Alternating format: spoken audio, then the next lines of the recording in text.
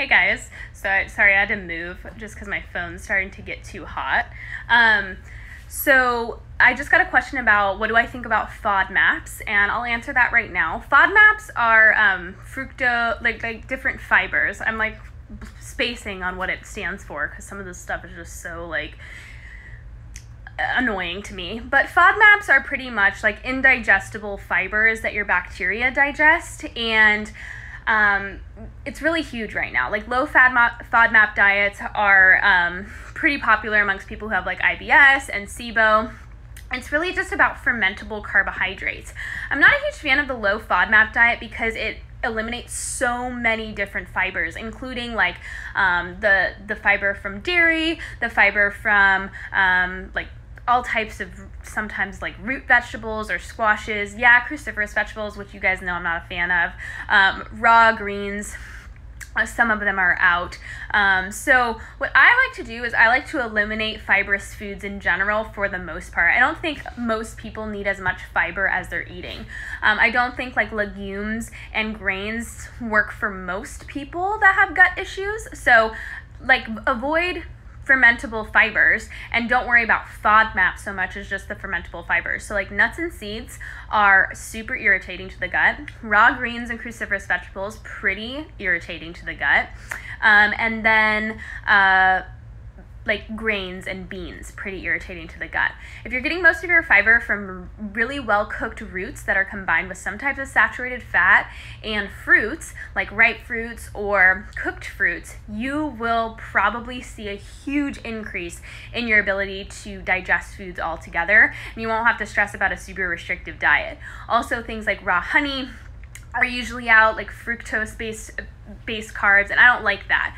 I think that fructose intolerance is usually from either not eating it or you're eating so many other irritating foods that you can't digest fructose well. But fructose can actually be very healing to the gut, which is like why I like things like raw honey, why I like things like maple syrup, why I like actual milk. Just straight up raw milk is amazing for the gut. If I have clients that have access to raw milk, I'm like, let's get you drinking raw milk because it's so good for the gut.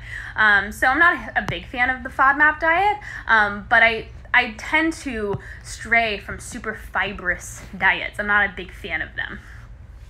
Assuming you're a fan of continuing prenatals while breastfeeding, what about during that 2-ish years breaks between babes?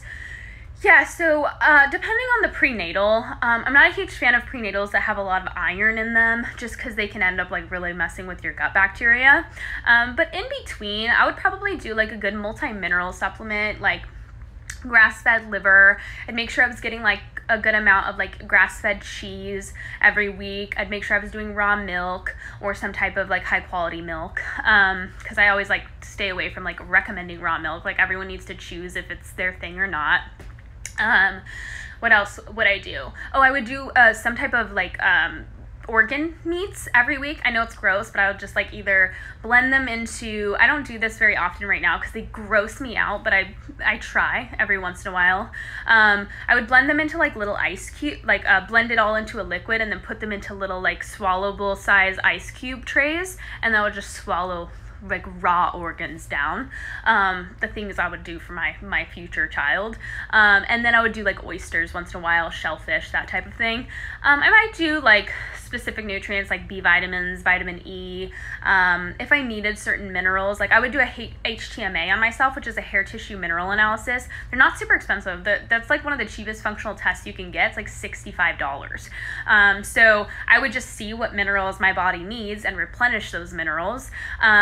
But yeah, I usually wouldn't rely on like a multivitamin or prenatal unless I just wanted something kind of easy. But I usually would stay away from a prenatal that has too much iron in it if I wasn't pregnant. Why not milk thistle in the first 2 weeks of the month? You could totally use milk thistle in the first 2 weeks of the month. I just think it's a good idea to kind of take a break from milk thistle once in a while, just because it can lose its potency and it can sometimes cause some issues. It's slightly estrogenic, but it's very helpful for lowering cortisol in the liver and overall helping with liver detoxification. So I let the slight estrogenic nature of it slide. But it is a good idea to take a break from all herbs once in a while. Hey Jess, what do you think about Accutane? My best friend is about to go on this drug and I'm worried for her. I'd be worried for her too. Accutane is no joke, and this is me not saying this lightly. Accutane is a high dose synthetic vitamin A and it can destroy the pancreas. And some people never quite recover. It can cause insulin resistance long term. It can lower cortisol receptors. It can stress out the adrenal glands a ton. And synthetic vitamin A is like pretty toxic. So I do not like Accutane. I've seen so many people who have taken it like 10 years ago still have residual effects to this day.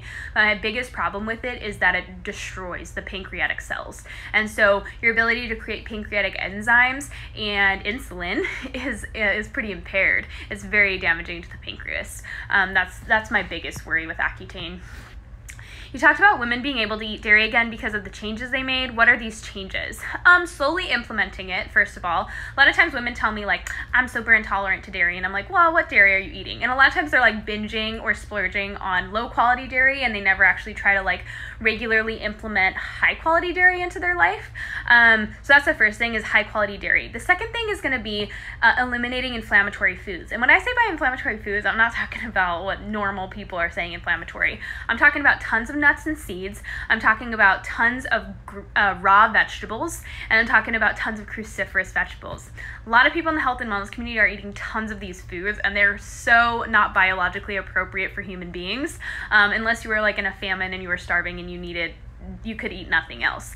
And so a lot of times we're cutting out lots of excessive intake of vegetables, and we're increasing the intake of roots and fruits as their carbohydrate sources. So that's the first thing. We're taking a lot of irritation off of the gut. The second thing is we implement the raw carrot salad, and this is all outlined in my program, Fully Nourished. And then we're implementing dairy slowly and cautiously with hope, but we're cautiously optimistic, but we're also paying attention and listening to our bodies. So a lot of times with the changes in the diet, the changes in the structuring of the diet, and then also just implementing gut-friendly habits, and implementing dairy slowly and cautiously, we start to see the ability to digest dairy pretty good. Prenatal recommendations. I'm trying to think. I think the Smarty Pants one is okay. Thorne's prenatal, basic prenatal is okay. I believe it has iron in it. Gosh, what's the other one that I like? I think it's Claire Labs. I would highly recommend checking out Lily Nichols, Nichols. She has a book called Real Food for Pregnancy, and she has a lot of prenatal recommendations on her website. I really trust her. I like her recommendations for prenatals, so I would check her out. Hair shedding and nails breaking, SIBO issue. I can't seem to figure it out. Also having bad bloating at nighttime. Yeah, I mean, it sounds like there's some type of bacterial overgrowth related to it. And when your hair's shedding and your nails are thinning and breaking, that shows that there's some type of, you're not absorbing nutrients well, and it could be like low hydrochloric acid, but it could also be that there's bacteria involved. It could be quite a few things. So what I say is mostly speculation at this point, but SIBO can definitely cause those things. Can you please elaborate on Hashimoto's? How can stress cause it? What's the science behind it? Also, weight loss. I cut gluten and lost weight. Why? I've never had problems with wheat before. Well, wheat is kind of inflammatory, and it really affects the way that you digest protein. So a lot of people don't recognize that if we're not digesting protein properly, our muscles change. Our muscles become smaller, our fat gain becomes more. And so what's happening is when we stop eating wheat, a lot of times we can digest protein a lot better, and so we're absorbing more protein. And even though we're not changing the amount that we're eating, we're changing the amount we're absorbing. And so our muscles are going to change, our metabolism is going to increase, our fat gain is going to decrease, and we're going to see aesthetic results from that a lot of the times. There's also a lot of inflammation involved, and when the cells are inflamed, we see a lot of insulin resistance, and so more fat storage. But that's really why wheat can help. When it comes to Hashimoto's, there's a lot of different, I guess, beliefs around Hashimoto's, and I think a lot of the beliefs around Hashi's is wrong. I just think there's so much like weird misinformation going around. There's two types of thoughts around Hashi's. One is that's an autoimmune disease and your body's attacking itself. I personally think the body's way too wise to attack itself, and so I'm on the other school of thought, which is when your thyroid is so stressed and so inflamed, you start to make antibodies against certain tissues because it's inflamed. It's just a sign of inflammation of the thyroid. It's not that your body's actually attacking itself. That would be kind of stupid, right? The body's not that stupid. So I kind of go towards that school of thought. There's there's quite a few doctors and scientists that believe both ways. It's just certain ways are taught more than others. So when it comes to Hashis, I'm always looking at gut inflammation, liver issues. I'm looking at blood sugar balance because that's super stressful. You're always going to look at heavy metal toxicity, minerals like magnesium, calcium are super important. What else? And, pesticide exposure. Are you being exposed to tons of pesticides, glyphosate? Whether that's in your environment or your food, you're seeing lots of pesticides, or there's sometimes like a mineral or amino acid imbalance, so you're not getting enough glycine because you're not eating enough gelatinous foods, and your glyphosate is going to have a hard time detoxing from the body if you're not eating enough gelatin, like bone broth, cartilage parts of the meat, collagen, gelatin, that type of thing. And then vitamin B12 is essential for detoxifying glyphosate, so B vitamin deficiency is huge. So I just look at the basics, like what I look at for everyone with hormonal imbalances. I look at the same thing for Hashis. Where's liver detoxification? Where's gut health? That's going to probably be like 80% of the puzzle, and then it's going to be like heavy metals, minerals, estrogens, pesticides, that type of thing. The thyroid's pretty sensitive to dioxins, so where are there other toxins coming from in your body? Are you slathering essential oils on? Are you doing tons of like hygiene products? Keep it pretty simple. Are you burning like synthetic fragrances around you, like in a candle form? What else? Dioxins. Oh, like what type of period products are you using? Are they bleached? Are they, do they have glyphosate in them? Those types of things. So we're like eliminating chemicals that could be stressing the thyroid, heavy metals, those types of things.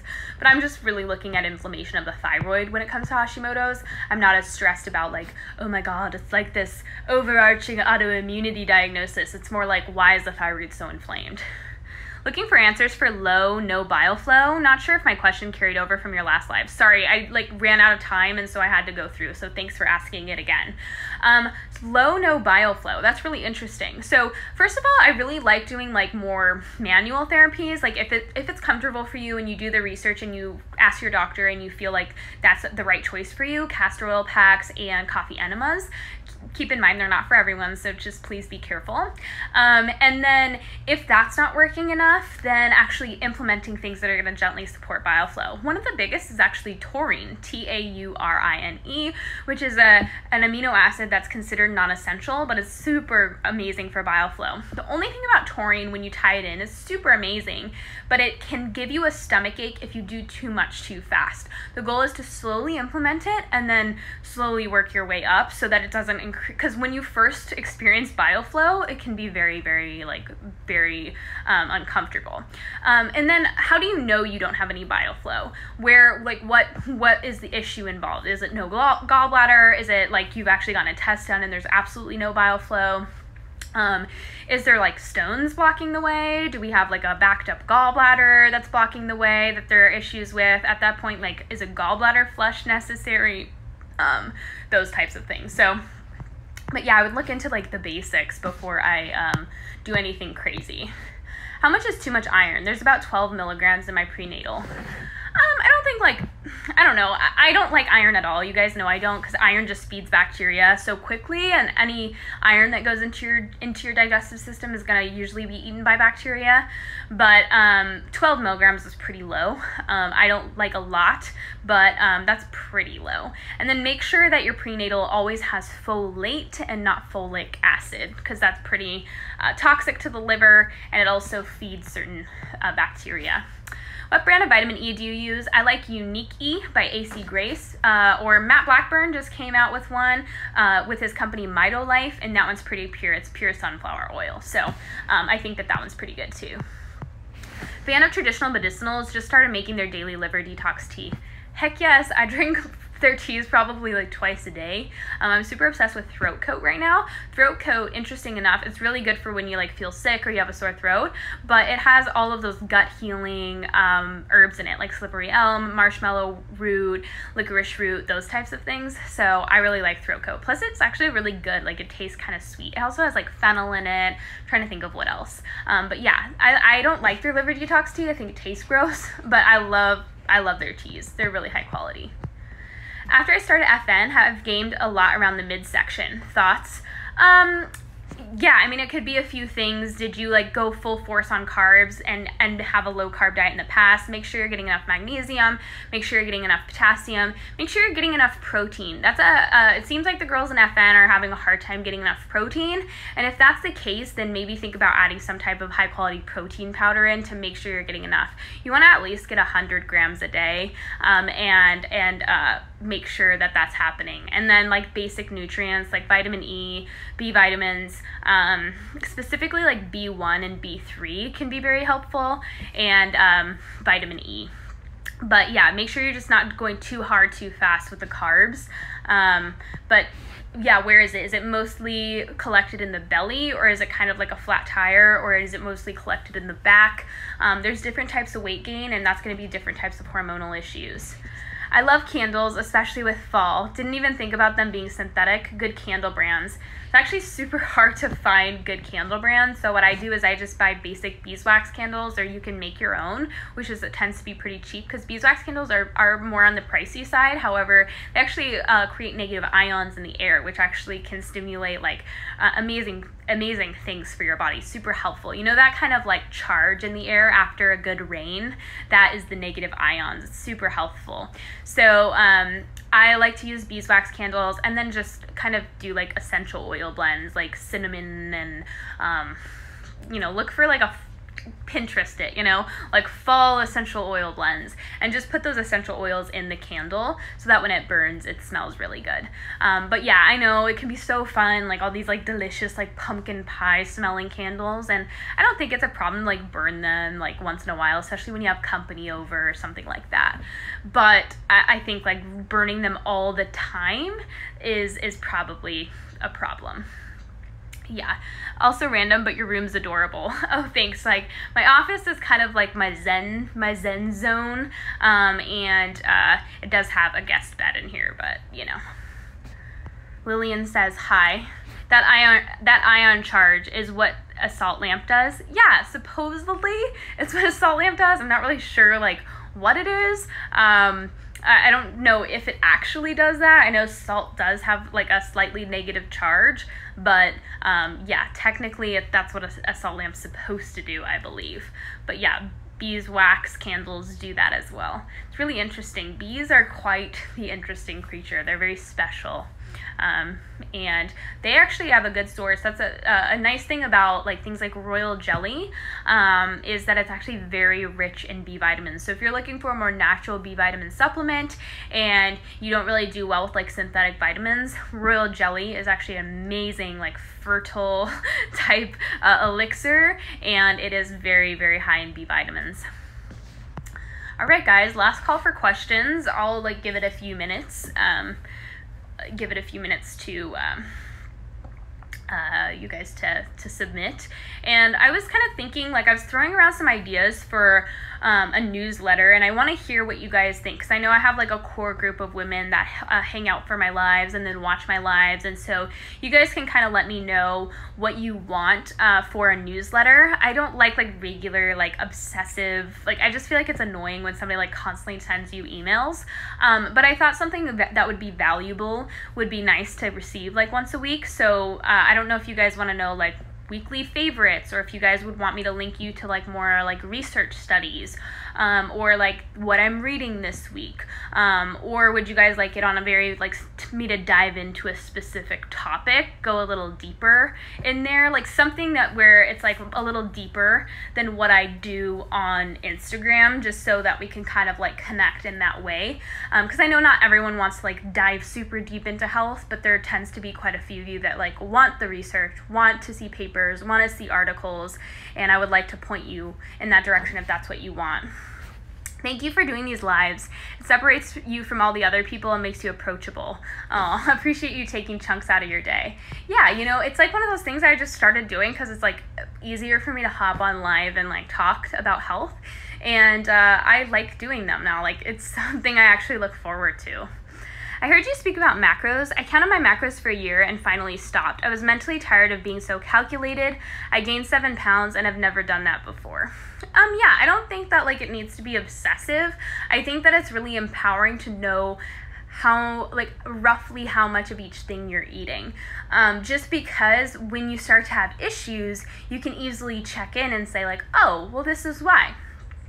Weight gain could be one of those issues, but it could also be like, I don't know why I'm so tired all the time, or I don't know why I feel kind of like hypoglycemic, or I don't know why I have low energy. And you can directly check in with like how much you're eating.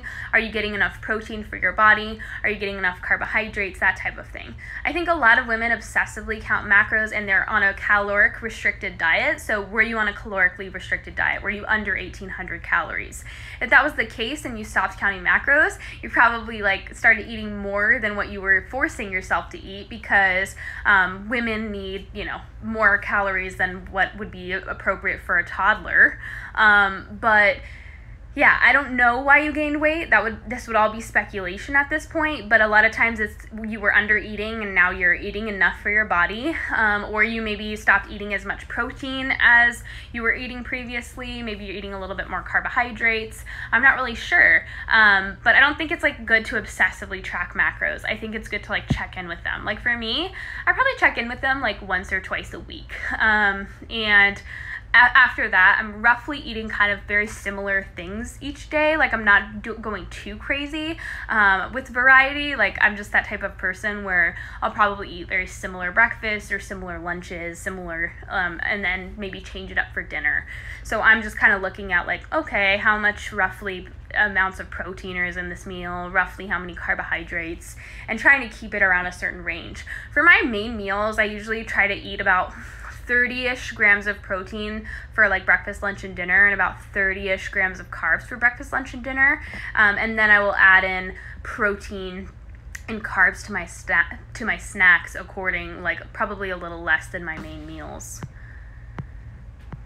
Weekly faves. Okay, I kind of like am like itching towards going to the weekly faves, because that might be something that looking forward to, or you guys will look forward to. And on top of it, it helps me kind of say like, oh, what have I been like loving this week? What excerpts of things have I been liking? So yeah, I could definitely do that. Wondering if it was too restricting for my body. She only had me around 1,500 calories most of the time. Okay, you just answered my question. Yeah, unfortunately, 1,500 calories is way too low for a woman. That's like, I think what's recommended for like a 4 or 5 year old child. It's very little calories for a grown woman. So unfortunately that is pretty low.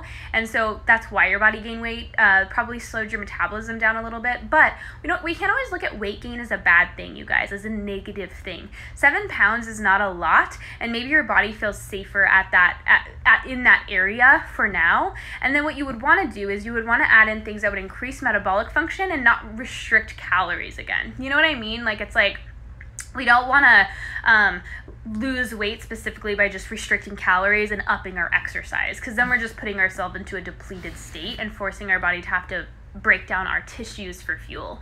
So what we want to do is we want to add in things like strength training and build muscle, maybe manipulate our macronutrients a little bit so we're eating more protein, so we can build more muscle quickly.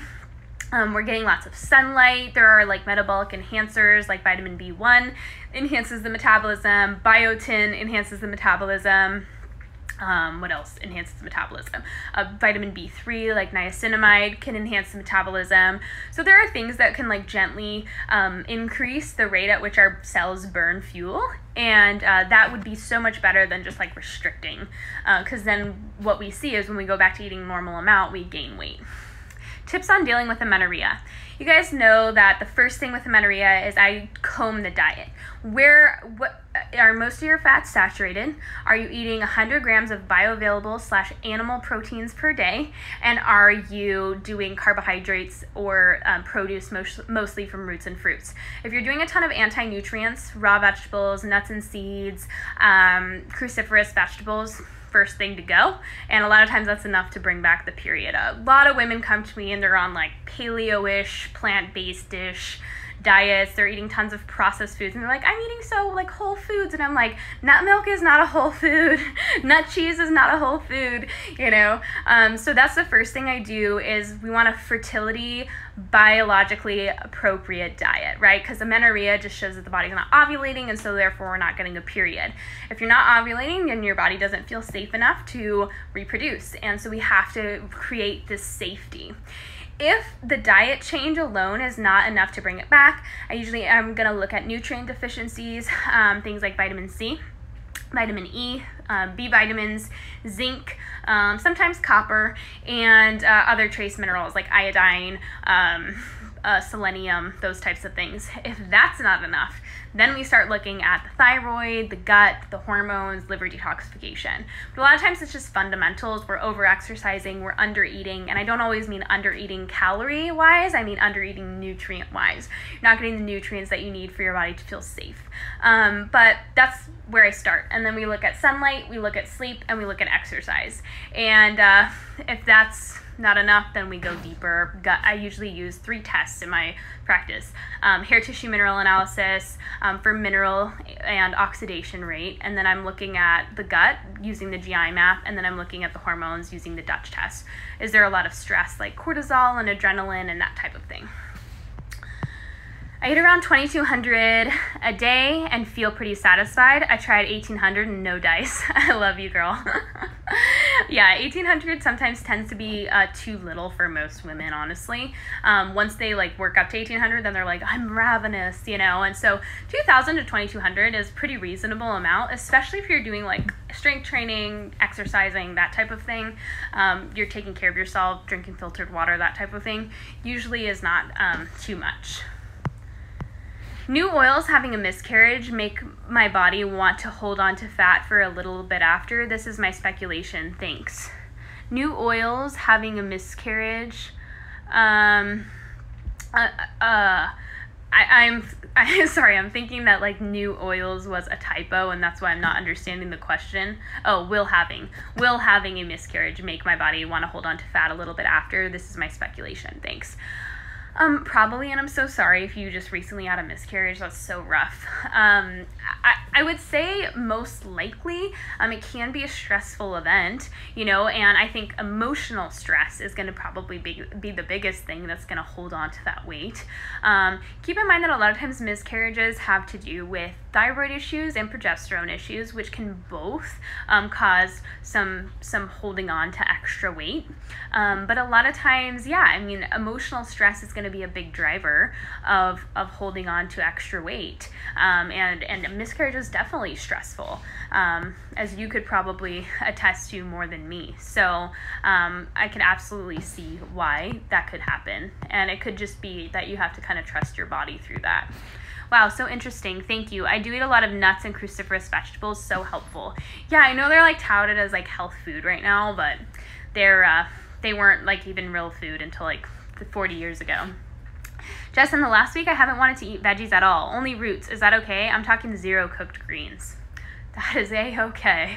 Okay, just listen to your body. The only thing is you do want to be careful that you're getting enough K. So even if you could just like force feed yourself a couple leaves of spinach, that would probably be a good idea, but I wouldn't stress about it too much. Or like you can make yourself a little greens broth, like just put tons of like kale and spinach and Swiss chard in water and like bring it to a simmer and just let it simmer for like 4 hours, and then just strain all the greens out of it and just take a shot of that juice, that green brothy juice every single day. And that's so much vitamin K, it's ridiculous. And then you don't have to eat any greens. I am all about that no greens life. You know, I used to be very pro greens. I used to eat these huge, like, raw, green smoothies. Ugh, it makes me want to gag now. Like, literally gag. How much exercise is too much when dealing with amenorrhea? Well, it just kind of depends on how you're nourishing yourself.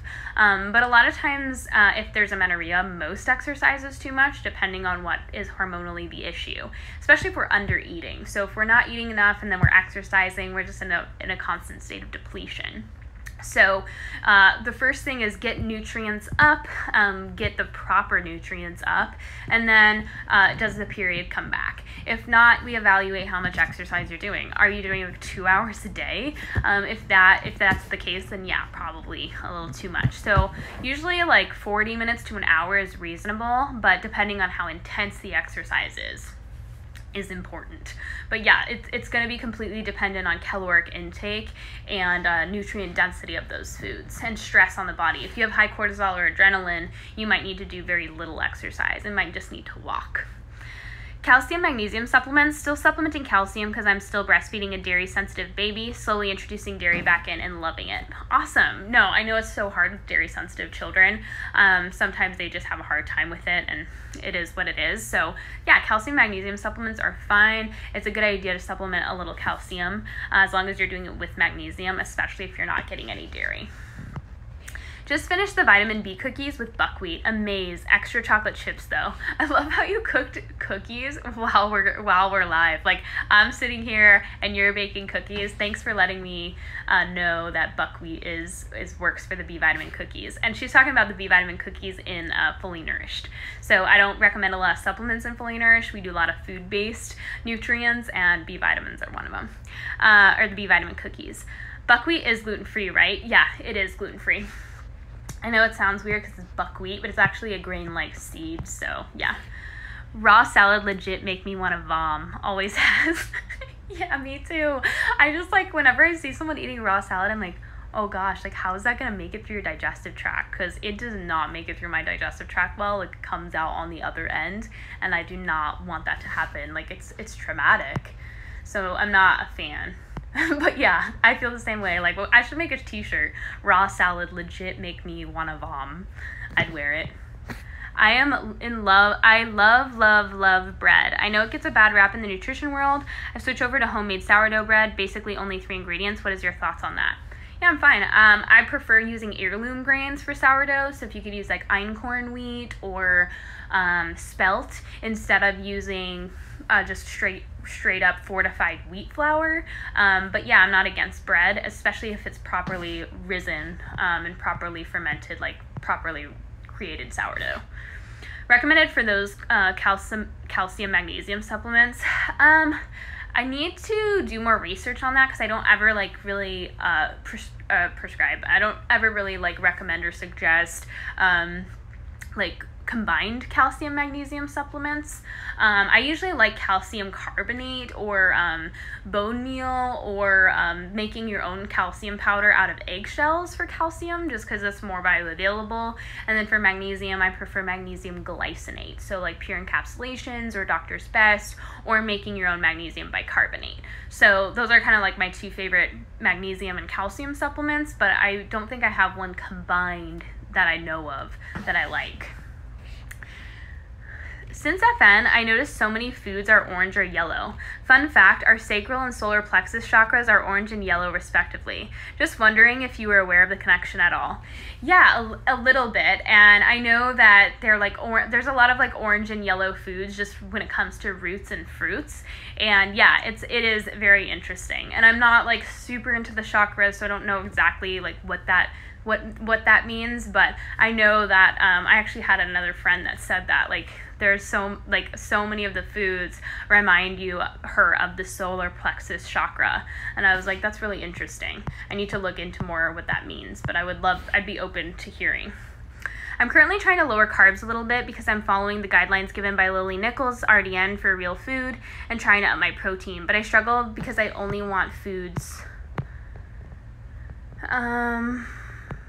I didn't hear the rest of your question, but I'm not a huge fan of lowering carbohydrates, especially if the body's craving carbohydrates. I know that there's a lot of like primal and paleo nutritionists that recommend low carbohydrate diets, which I think is detrimental to thyroid health, and I would definitely never go low carb pre-pregnancy or during pregnancy. That's for sure. I would be more conscious of the types of fats I'm eating.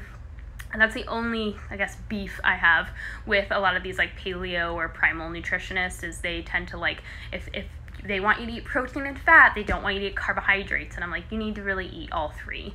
And you need to listen to your body for sure.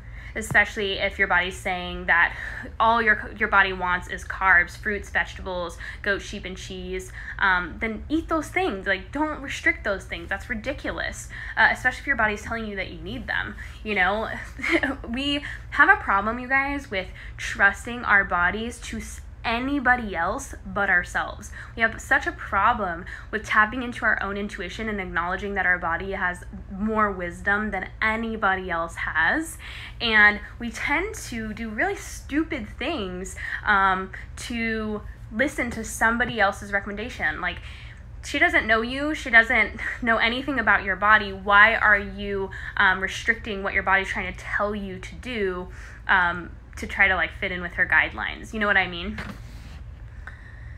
I don't have any appetite left for protein if I eat too many carbs is all.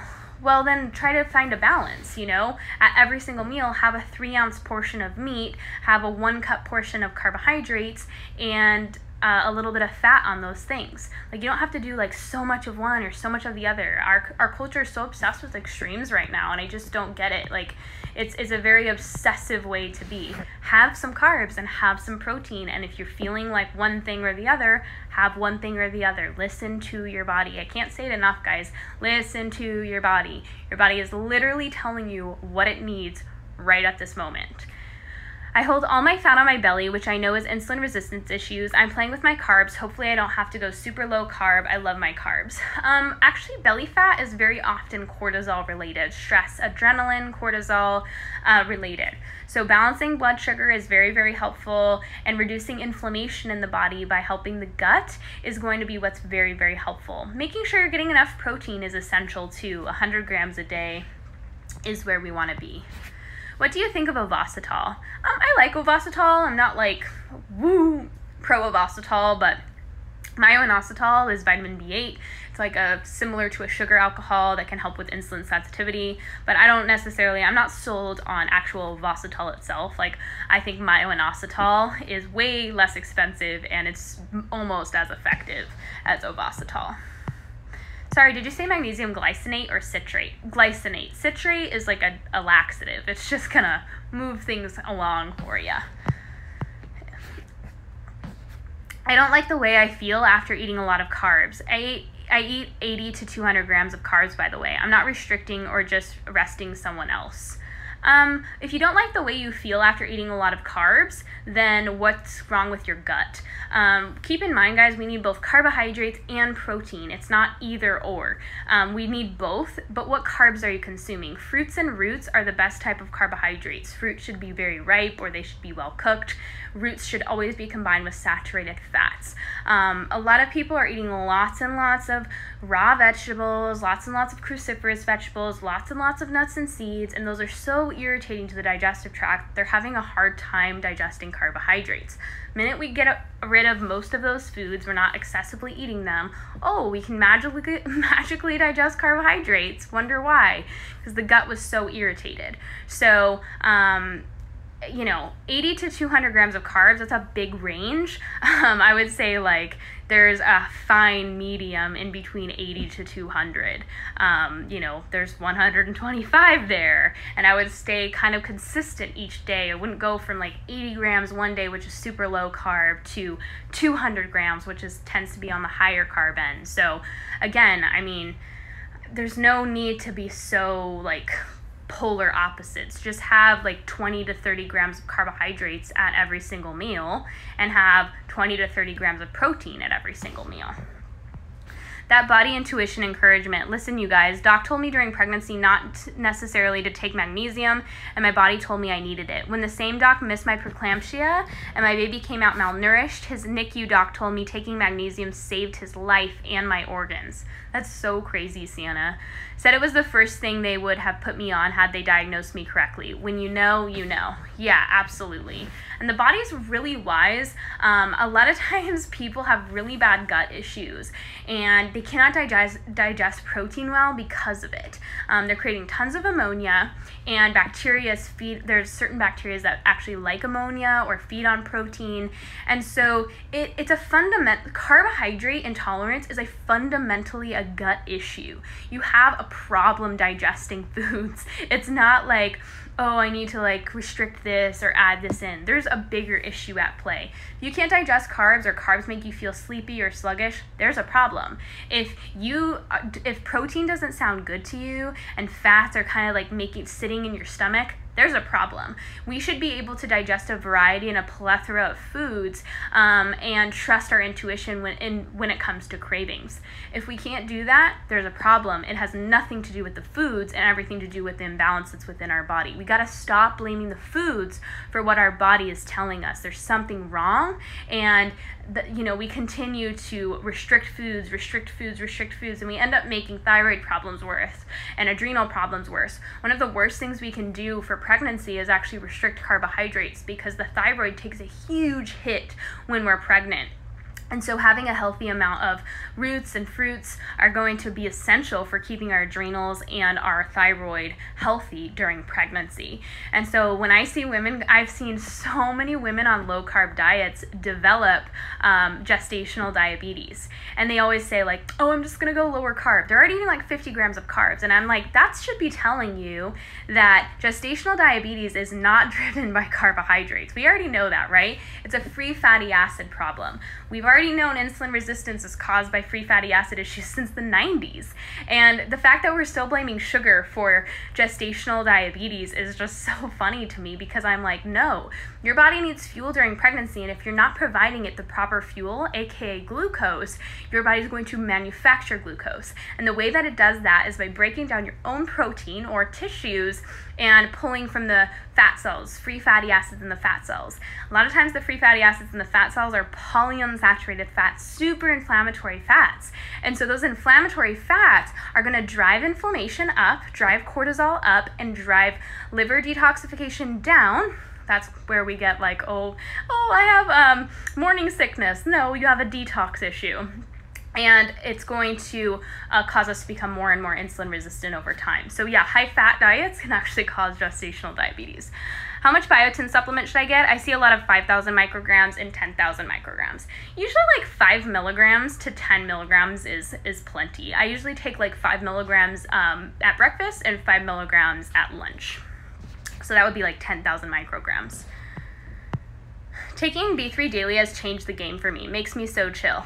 I know, guys, B vitamins, like I'm starting to like start a collection, because I used to take like a B complex, and as I like started to dig into like the power of B vitamins, I'm like, oof. So I've like started to collect my B vitamins now. So I've got B3, I got niacinamide, I got B2, riboflavin, and I've got B7. My next one is going to be B1, and then my next one's going to be B6. I can go crazy with supplements, you guys. Like, I have this like weird obsession. So I'm like, I gotta like pace myself. I'm only allowed to order one supplement at once. It's my own limit on myself. Did you limit your sugar? I've never been pregnant before. I'm sorry if I like made it seem that way. I just talk about pregnancy as if I'm like going like I've done it before. I just think about it a lot because of pregnancy and fertility and hormones are just like, I'm super into them. But I don't limit my sugar now, and I won't limit my sugar then. Just because carbohydrates are essential for baby's brain development and overall fetal development, and for my own body, like my thyroid health and my adrenal health. And I don't want like my body to be struggling while I'm building another human being. I want it to be like, you know, I'm building a human being and setting them up for a really good future. But on top of it, I also want to recover really well postpartum, so that I can be there for that tiny little human, because that's when, you know, the real pressure begins. I still like my Thorne B complex. Oh yeah, me too, because it's easy to take a B complex, and it actually has like a really good blend of B1, I think it has B2, definitely has B3. Like, it has a good blend and hits everything. So far, my favorite B is definitely niacinamide. Change the game. Changes the game. It helps with your insulin sensitivity so much, but it also just helps your glucose be utilized better. So it almost is like your body's using sugar better, so you feel better, right? Because sugar makes you chill. Sugar calms your stress response down. And so when you're utilizing sugar properly, you feel amazing, you feel grounded, you feel like, you know, like you could just conquer the world. And I like niacinamide. But I also, vitamin B2 has surprisingly changed the game for my gut health. I was like wondering, like, wow, like why is riboflavin causing me to feel so like good gut-wise? And sure enough, there's actually some evidence that riboflavin, first of all, is depleted in a lot of gut issues like celiac disease and Crohn's and IBS. But on top of it, there's some evidence that riboflavin almost acts like a prebiotic and feeds certain good strains of bacteria in the digestive tract. So just a fun fact for you. I recently started getting HS for the first time in my life. I have a feeling it's gut-related issue. Any advice on what to do? I'm assuming it's hidradenitis suppurativa. I think I pronounced that correctly, which is like the excessive sweating. I'm thinking that's what you're talking about. Usually is gut related and detox related.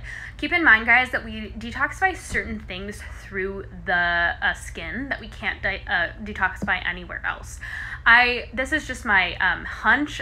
Of course, it's not like fact. I just think it has to do with there's something going on like estrogen related. The body's trying to detoxify quicker than it can, and so it starts to come out in excessive sweating. I also think it has a basis in adrenal issues and nutrient imbalances. So I'm always going to look at like mineral imbalances and the adrenal like stress hormones like DHEA, cortisol, adrenaline, that type of thing. When you say you don't limit your sugars now, do you let yourself have desserts in the week? Sugar is carbohydrates, guys. Carbs are literally sugar. Tiny molecules of sugar is what make up carbohydrates. So I have a plethora of raw honey, maple syrup, roots, fruits, fruit juices. Love fruit juices. Amazing for insulin sensitivity. Amazing for protecting the liver. I have tons of those things, and I rarely need to like make a dessert. Like, I never have sugar cravings because I just always have sugar, and when I crave sugar, I just drink it, like, or I'll just eat some. Like, if I'm craving carbohydrates, I eat them. I never restrict, and so therefore I very rarely need a dessert. Like, I'm already satisfied for the day. But yeah, I'll have like juice with my breakfast. I'll have like a couple pieces of juicy ripe fruit with my lunch. My snacks usually are either like juice or fruits or root vegetables or cheese or milk. I love like nutrient dense source of carbohydrates. I put an abundant amount of maple syrup in my coffee. Like, I'm loving it. And I very rarely have to have dessert because I'm pretty nourished. Jess, what do you eat when you go out? Favorite restaurants? Just wondering. Yeah, I like don't love to eat out just because I find the food kind of appalling in my opinion. Like, I used to work in the restaurant industry, so I just know how like gross restaurant food is. So I kind of like am not in love with restaurants. But like, you know, I live in Southern California, so we have a lot of options. And locally I don't have a ton of options, but I'll do like, we have a place called Burger Lounge, which is grass-fed burgers. They have like gluten-free buns. So I'll do that like pretty regularly. They do cook their fries in like peanut oil, I think, or safflower oil. So I don't do their fries all the time, but I'll do their fries here and there. You guys know how I hate PUFAs, but I still eat them once in a while. Then we have another place called Earth Bistro, which does like all organic, and they cook in olive oil. They have like pizzas and sandwiches and stuff like that. So we'll do that once in a while. But I'm trying to think of what else. I eat Five Guys. I like Five Guys. I don't do it a lot, but I like will eat Five Guys like maybe once every couple weeks. We'll do what else? Oh, In-N-Out once in a while. Not like, again, like maybe once every 2 weeks or so. If I'm gonna do something, we'll usually go out on Friday nights for some type of dinner. It just kind of depends on what I'm feeling, but a lot of times we eat in because I just prefer to like get a gluten-free like organic pizza and cook it in the oven over like go out and buy one for like $40, you know? Not because of the money. I mean, it's expensive, but it's also just kind of like, it tastes just as good at home. But we don't like to go out to eat, so that's kind of like, that's an added benefit. Some people like to go out and like get dressed up, totally understandable. There is a place in San Diego that I love. It's called Takoya Organic. It's like a Chipotle style, but like next level Chipotle. It has all organic food, amazing options, amazing drinks, amazing atmosphere. I really like that place. But yeah, I don't really eat out too much. And when I do, I'm looking for something that's going to be gluten-free because most gluten just wrecks me, and I'm trying to avoid the nasty oils as much as possible. But yeah, I don't stress about eating out. Like, I just don't love it. WAP has a baby formula that calls for PUFAs, including safflower seed oil, olive oil, and cod liver oil, and our recommendations for replacements. The formula already calls for coconut oil, cream, raw milk. Yeah, Weston A. Price, they're super into their essential fatty acids. That's the only, like, there's a few things I disagree with them on, and that's going to definitely be one of them. I would probably increase, well, what they're trying to do is they're trying to get some type of vitamin E. I would do the olive oil. I'm not against olive oil. Just make sure it's pure. A little bit of olive oil is actually okay, but I wouldn't do cod liver and I wouldn't do safflower seed. But olive oil would be okay if it was pure. It creates boils more so than the sweating. Yeah, well, okay, look into castor oil packs then. If you have boils, castor oil packs and bentonite clay packs are life-changing. Seriously, life-changing. Okay, I've seen people like literally get rid of their boils, just and not necessarily HS boils, but boils just anywhere on their body with clay masks, bentonite clay or other types of clays. Are you gluten-free because you have celiac disease or because you choose to be? I was diagnosed with celiac disease, so funny story. I was diagnosed with celiac disease. I used to be incredibly sensitive to gluten. Like, it would not give me just gut symptoms, it would make me depressed for like 5 days following me consuming any type of gluten or getting exposed to any type of gluten, which is a clear sign of celiac disease. Like, it causes mental symptoms. That was like when I first got diagnosed with all my autoimmune diseases, like 5 years ago. No, 6, 7, like 6-ish years ago about. And then I have done lots of gut healing, lots of, gut work, and still sensitive to gluten in the sense where if I eat too much, I will be destroyed. But if I like make like a spelt sourdough, for example, I'm fine with it. I have no problems. Or an einkorn sourdough, I have no problems. I think that's just that I have done a lot of work on my body, but I tend to stay away from gluten just because I think it might be just like traumatic, like a trauma to me. Like, I don't want to ever feel that way again. And when I do eat too much, I tend to get that more like just kind of like low feeling and almost like depressive. So I just stay away from it because I don't want to even feel that way at all, and I don't really need it. Like, I don't really eat grains very often anyways. So if I'm gonna eat it, it's gonna be like a good high quality sourdough that I've made, or it's going to be just a gluten-free bread. And I tend to just opt more for gluten-free because I don't want to deal with any type of mental issues. I just sometimes will get like sad or just kind of feel down. I get like horrible brain fog and I don't really want to eat it. So yeah, I stay away from it, both personal choice and because I'm not sure if I have celiac disease or not, because I was diagnosed with it a long time ago, but then like recently a doctor was like, you don't have it. And I was like, okay, do I have it? Do I not have it? I don't know, but I just listen to my body overall on it. All right, guys. I love your guys' questions. I asked questions on Wednesday, but it's not letting me access the questions. So that's why I'm like, dang it. I need to go through my story and access them and answer them on my story. Is it okay that I never feel craving for dessert snacks? Because before it wasn't like that. I could feel and knew exactly what kind of snack I want, and now I never feel that. I don't know. Is it okay? Does it feel normal, or does it feel like your appetite is gone? It's hard for me to say, Could just be that your blood sugar is more balanced and you don't need to eat as often. Or it could be that, like, are you eating enough throughout the day and you're worried that you're not wanting a snack? Like, what's the question? What is your body telling you and what is your gut telling you about that? It doesn't, like, either way is not bad. Do you know how much about kamut flour versus spelt?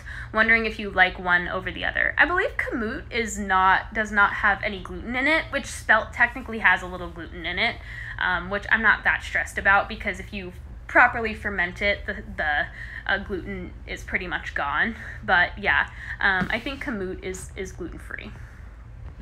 What other areas do you disagree with the Weston Price Foundation? What else do I? I'm not like a huge fan of like tons of fermented foods, but I like their stance on like needing lots of animal foods. I like their stance on like raw dairy products. I'm just not a big fan of like too many fermented foods. Too much lactic acid can be really harmful, especially for people with like Hashimoto's or thyroid issues. And then I'm not a huge fan of like the push for like so much fatty fish and so much like cod liver oil and so much omega-3s. That's where like the main thing that I disagree with. Any ideas of root causes for chronic ear aches?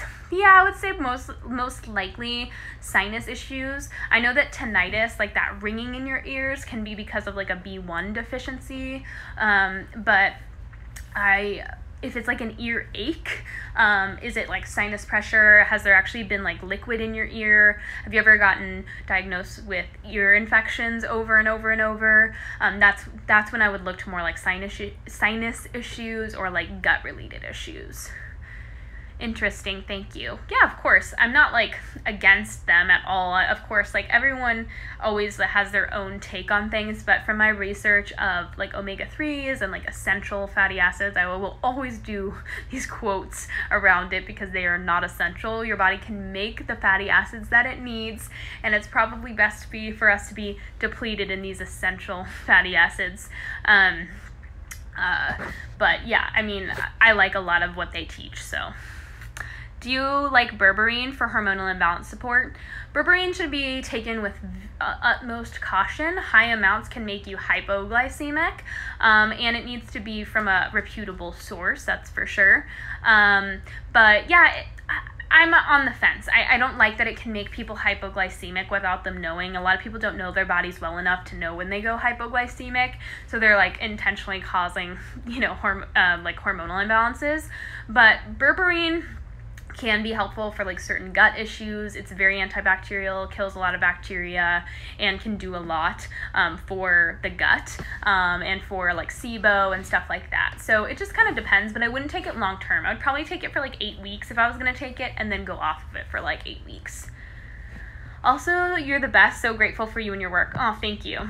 Yeah, berberine is like, I have like an ongoing like beef with it, and what I mean by that is like I'm always like going through the research, and like there's like an amazing piece of research that shows like berberine's amazing, and then there's a piece of research that's like, oh gosh, like it's scary, and so I'm always like I'm not sure how I feel about berberine quite yet, so I kind of go more conservative, and I'm like, there's been like clear benefits for some people that have gotten from it, so like maybe take it for 8 weeks, but don't go crazy with it, and then give your body a break from it for a little while. Hi, first of all, halfway through Fully Nourished program, and I love it.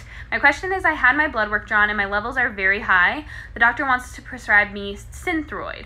My first question is, do you prefer one medication over another, Synthroid, Nature Thyroid? And my other question is, do I have to be on this medication for the rest of my life?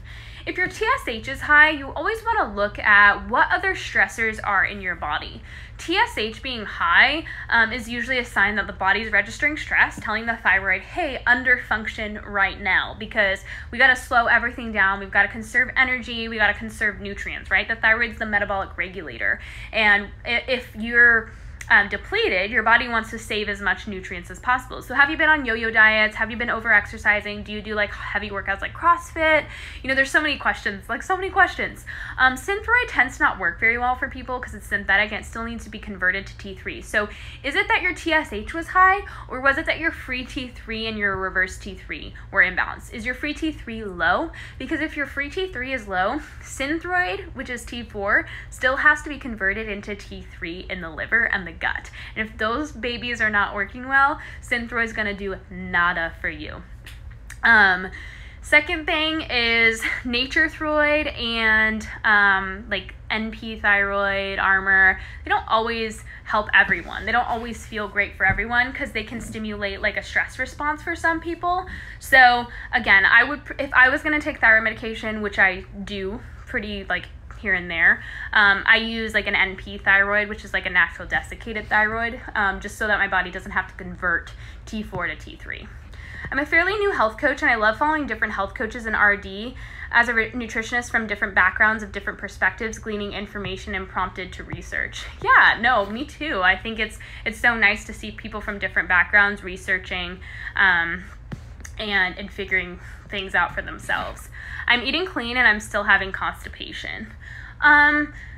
Yeah, I mean, that's where you would have to look at like what's your fiber intake like, what do you constitute as eating clean, and then things like aloe vera can be helpful in the short term. I like something called Triphala, even a little addition of fiber. But what kind of carbs are you getting? Are you doing lots of grain-based carbs, lots of legumes, lots of soy, lots of raw vegetables? All those are going to probably stuff you up pretty well. Will cleaning up your diet cause anxiety to get worse for a while? I got my period back and my gut is feeling better, but I'm having more anxiety attacks. I'm sorry that you're dealing with that. It could be a lot of different reasons. It could be a gut imbalance. It could be nutrient deficiencies. Ancestral Health Guy, check out his page. He just did an awesome post on anxiety and like nutrient deficiencies that can drive anxiety. But yeah, and sometimes what happens is we're starting to move hormones, right? And those hormones can cause anxiety. So it could be a few things, but yeah, I mean, sometimes things can get worse before they get better. I'm sorry you're going through that. Okay guys, thanks for joining me. This is gonna go live and Instagram's cutting me off. So thanks for joining me and I'll see you soon.